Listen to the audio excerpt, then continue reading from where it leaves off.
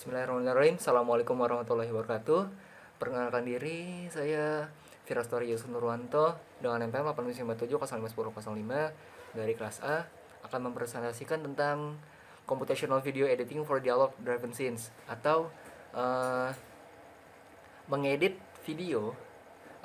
Intinya mengedit video dengan suatu scene yang khusus dan itu diedit oleh AI. Jadi editing otomatis.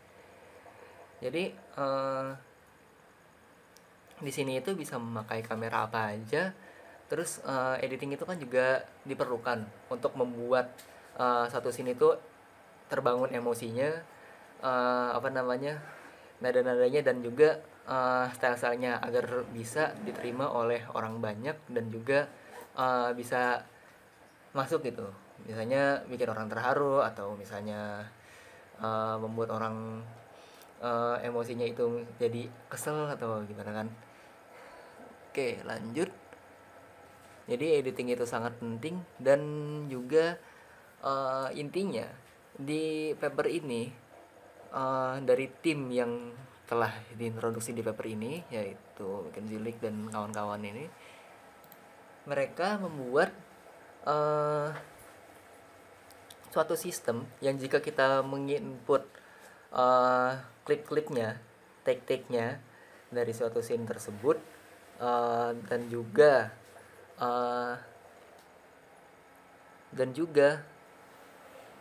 scriptingnya, maka sistem tersebut akan membuat suatu edit yang rapih dan sesuai keinginan, tentunya dengan apply idiom to the scene atau menginputkan idiom-idiom ke dalam scene-nya agar sistem tersebut bisa memisah video-videonya dan kemudian otomatis sistemnya akan mengedit video itu sesuai dengan keinginan dari usernya. Oke, kemudian ada 3 kontribusi utama yang digunakan dalam sistem ini, yaitu pertama automatic segmentation and labeling pipeline. Di situ maksudnya di dalam video itu kan ada klip yang terhubung dengan suatu dialog, lain suatu dialognya atau dan dialognya itu si performanya itu atau si aktornya itu apakah dia itu ngomong atau speaking di line tersebut atau tidak. Nah, kemudian ada composable representation for film editing idioms. Jadi dalam sistem editing ini terdapat idiom-idiom tertentu, basic idiom yang sudah tersedia dalam sistem tersebut, dan juga kita bisa membuat custom idiom atau idiom kita sendiri dengan menggabungkan idiom-idiom basicnya.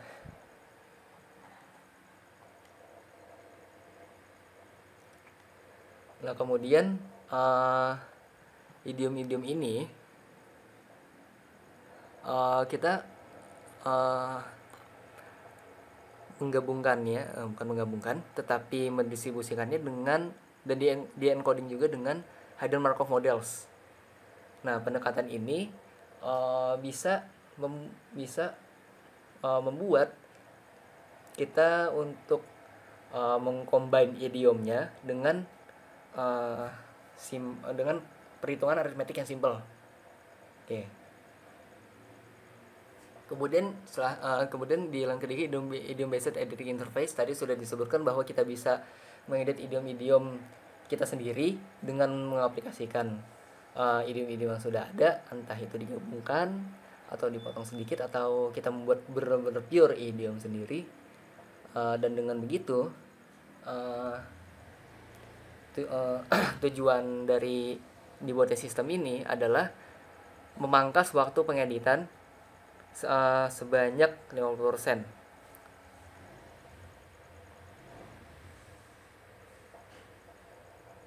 Nah, we demonstrate the effectiveness of our system by generating edits for egg short dialogue driven scenes. Jadi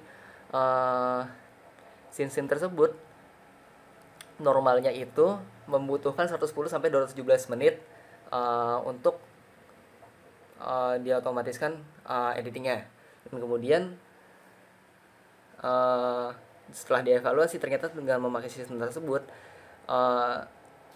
ya proses editing ini lebih cepat secara signifikan daripada daripada pengeditan manual dengan editor yang sudah berpengalaman sekalipun. Dan juga paper ini terinspirasi dari suatu pembuat animasi 3D yang dimana animasi 3D tersebut telah diedit secara 3D dan itu memakai AI juga, tapi dalam bentuk animasi. Jadi belum terlalu luas seperti editing scene-scene yang ini. Karena kan editing scene-scene yang seperti ini itu membutuhkan deep learning yang sangat banyak, data training yang sangat banyak, dan kemudian harus scan face-nya juga, harus scan wajahnya juga agar bisa menentukan line misalnya di line pertama ini dengan muka seorang pria ini, maka harus di pasin juga misalnya line pertama ini yang ngomong ini yang namanya Ryan. Maka jika si Ryan ini ngomong, maka mukanya harus seperti ini dalam scene-nya, atau misalnya jika Stacy ini yang ngomong, maka maka scene-nya harus seperti ini. Harus ada pendeteksian wajah juga. Dan kemudian ini idiom name-nya, yaitu di sini ada idiom-idiom basicnya, zoom in, zoom out, zoom consistent, start wide, speaker visible, dan lain-lain. Maka untuk segmentation dan labelingnya di sini juga di dalam pre-prosesnya dia seorang user harus menginputkan script dan juga take-nya, dan kemudian sistem akan langsung mempaskan waktunya antara script dengan line tersebut. Mungkin kelihatannya sederhana, tetapi di dalam prosesnya pun di sini seperti yang saya telah jelaskan tadi, jika misalnya di line pertama yang ngomong adalah Ryan, maka harus muncul mukanya Ryan juga di line tersebut. Maka line 1 harus dipaskan dengan video yang di dalamnya ada muka si Ryan. Dan kemudian jika misalnya di line 2 yang itu giliran dialognya Stacy, maka dalam klip tersebut harus ada mukanya si Stacy. Dan screen position juga di sini for each frame with a clip compute the center of each face bounding box. Nah, ini screen position ini juga berpengaruh terutama dalam pertama itu zoom. Nah, jika scene-nya itu dianggapnya kurang emosional oleh sistem, maka digolongkannya dalam wide shot. Dan jika sistemnya itu menganggap nada omongannya itu emosional, maka akan menggunakan close up. Dan itu semua ditentukan oleh yang pertama adalah pengidentifikasian wajah, dan kemudian dengan nada omongannya. Dan kemudian ada speaker visible. We identify the speaker that are visible in each take by grouping clips according to characteristics of the speaker corresponding line. Jadi misalnya line 1 yang sering sudah saya sebutkan ya tadi. Misalnya line 1 yang ngomong Ryan, maka yang kelihatan Ryan. Yang line 2 misalnya ngomong itu Stacy, maka maka akan muncul Stacy di layarnya. Dan kemudian untuk editingnya, misalnya ada suatu scene dengan line scriptnya itu ada L, dengan take yang direkam itu adalah ada N, maka rumusnya adalah N pangkat L untuk semua video yang diinput. Dan kemudian ini adalah rumus-rumusnya. Nah, rumus yang pertama digunakan ini adalah misalnya start wide. Misalnya kita ingin menggunakan editing yang misalnya itu videonya awalnya wide, jadi luas gitu ya, nggak close up ke aktor tertentu. Maka ini adalah rumusnya agar nanti scene yang dipilih adalah scene yang tidak close up ke aktor tertentunya.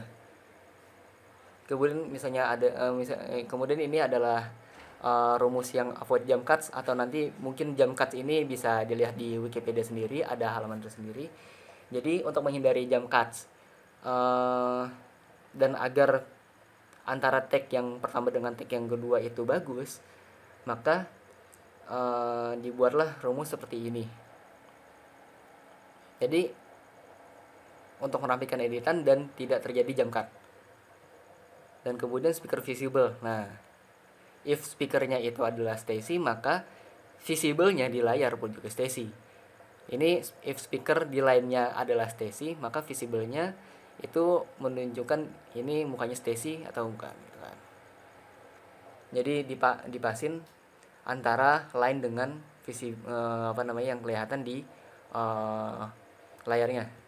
Dan kemudian intensify emotion. Dalam sistem ini, we encourage the use of close-ups. Jadi misalnya emosinya lebih intens, itu biasanya nanti lebih di close up mukanya. Dan pastinya jika emosinya itu intens, jadi dia tidak akan memakai shot atau klip-klip video yang terkesan wide gitu kan. Jadi lebih di zoom mukanya dan tidak memakai yang wide. Composing idioms, jadi seperti yang saya sebutkan sebelumnya, kita bisa mengedit idiom dengan menggabungkan idiom-idiom basicnya. Kemudian tempo control. Nah, dalam tempo control ini misalnya ada suatu adegan yang dia sangat intens, misalnya debat, atau misalnya adegan yang sangat santai, misalnya ya sekedar ngobrol atau sedang memikirkan suatu ide gitu kan, dengan santai tentunya. Nah, maka di sini ada dua parameter, yaitu alfa dan beta. Dan alfa ini melambangkan jadi kan misalnya ada scene gini. Misalnya ada scene yang di suatu scene itu debat, pastinya antara scene satu dengan scene yang lain itu tidak ada yang namanya kayak gimana ya, diam gitu kan. Jadi tidak ada yang diam kalau misalnya scene-nya itu dia ada debat atau gimana kan, karena tempo scene itu benar-benar tegang dan tinggi. Nah, kalau misalnya scene itu santai, maka temponya itu bakal lebih lambat. Dan kalau misalnya temponya itu tegang, maka di antara dialog satu dengan dialog lain itu tidak ada jeda. Nah, ada dua parameter inilah yang menentukan ada jeda atau tidaknya. Jadi alfa ini adalah jeda sebelum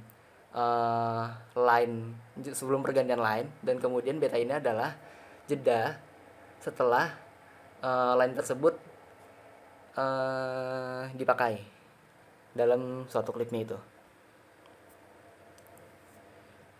Nah, maka ini A tambah B sama dengan 1, tapi ini yang netral. Misalnya A tambah B kurang dari 1, maka spacing between line shorten. Jadi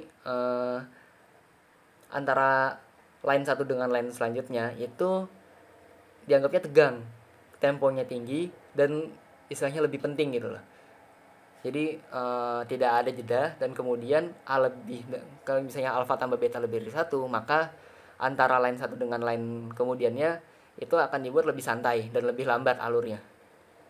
Jika A tambah B sama dengan 1, itu berarti temponya itu normal dan netral gitu ya, tidak tegang ataupun tidak terlalu santai. Untuk interface-nya di laporan ini membandingkan dengan software editing yang lain. Jika software editing yang lain itu dia fokus kepada timeline, jadi kita memasukkan suatu video dengan scene-scene yang berbeda dan take-take yang berbeda, kita pertama akan memilih take yang paling bagus. Kemudian kita masukkan take yang paling bagus itu ke dalam video tersebut dan digabungkan dengan take-take bagus lainnya. Dan di situ jika masih ada kekurangan atau apa, bakal di trimming atau diedit lebih lanjut dan kemudian digabung-gabungkan. Nah, itu semua kan termasuk dalam low level editing. Jadi dilakukan secara manual dan tidak dengan AI. Nah, maka tujuannya di sini adalah menggabungkan scene-scene tersebut tetapi tidak berdasarkan timeline. Jadi kita tinggal memasukkan klipnya, take-take-nya ini.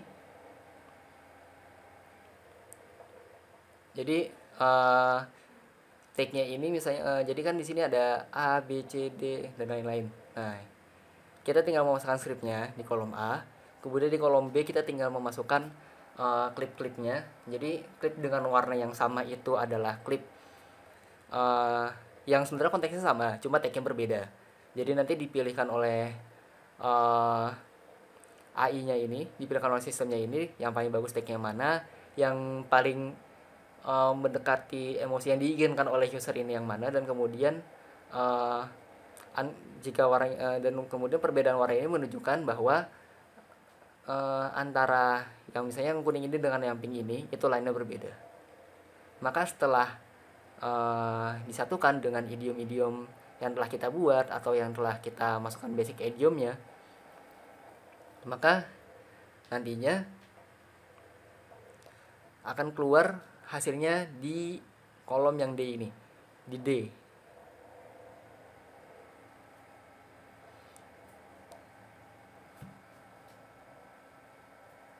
Maka nanti bisa di play di sini, maupun jika misalnya kita ingin mengecek setiap take ini bagus atau tidak, atau take ini mau digunakan atau tidak, bisa dicek di sebelah B sini. Dan kemudian kelebihannya di sistem ini adalah kita bisa membuat style A atau style B dalam waktu singkat, yang dimana jika kita menggunakan software biasa seperti yang Adobe Premiere atau Vegas, itu kita hanya bisa membuat satu style saja.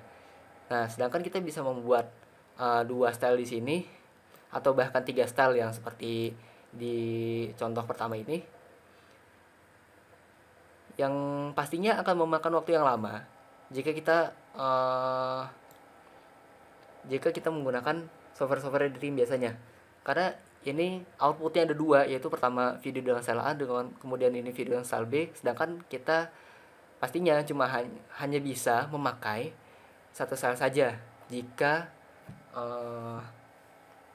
kita membuat dengan software video yang biasa kita pakai, yang manual.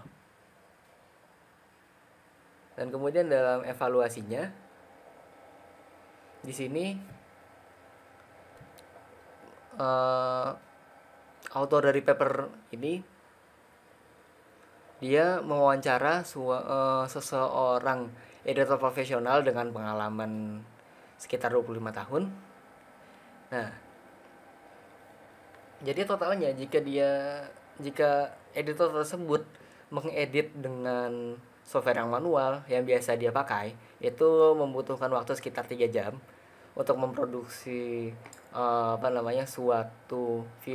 suatu scene yang sudah diedit. Dan kemudian jika dibandingkan dengan sistem yang telah dipakai dan dia memasukkan idiom-idiomnya dan lain-lain, setelah di re-edit dia hanya membutuhkan waktu sekitar 1,5 jam saja. Tetapi walaupun memangkas waktu sekitar 50% di sini ya, dan untuk mengedit-editnya, untuk memilihnya dia membutuhkan waktu sekitar 30% dipangkasnya itu,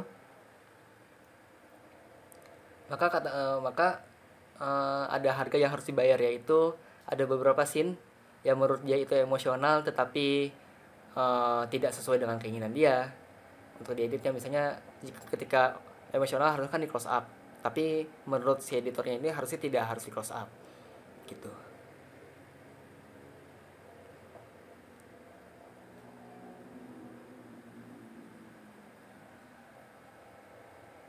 Jadi sistem ini juga mempunyai batas ya, batas-batas. Misalnya ada genre video yang berbeda-beda. Nah, di genre video-video yang berbeda ini tentunya makin banyak idiom yang harus dibuat. Dan tentunya setiap sutradara pasti mempunyai stylenya sendiri. Misalnya kalau di sini itu scene-nya hanya membutuhkan 2 orang dan take-nya sederhana. Yaitu jika misalnya si Ryan ini ngomong, maka take-nya ini ke Ryan. Jika misalnya Stacy ini ngomong, ini take-nya ke Stacy. Tapi kan ada juga yang misalnya modelnya itu bukan, maksudnya sutradaranya itu Christopher Nolan. Nah, Christopher Nolan ini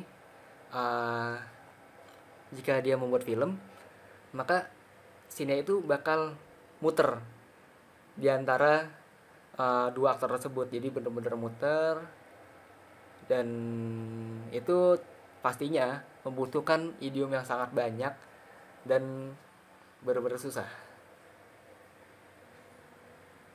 Dan kadang-kadang feeling dari setiap editor itu berbeda. Mungkin ada yang menurut editor pertama ini cut-nya itu bisa diterima, tapi menurut editor yang ini cut-nya itu belum sempurna, cut di antara scene-scene-nya. Oke. Mungkin itu saja yang dapat saya sampaikan. Kurang lebihnya mohon maaf jika dalam penyampaian saya terdapat kekurangan. Saya mohon maaf juga. Wabillahi taufiq wal hidayah. Wassalamualaikum warahmatullahi wabarakatuh.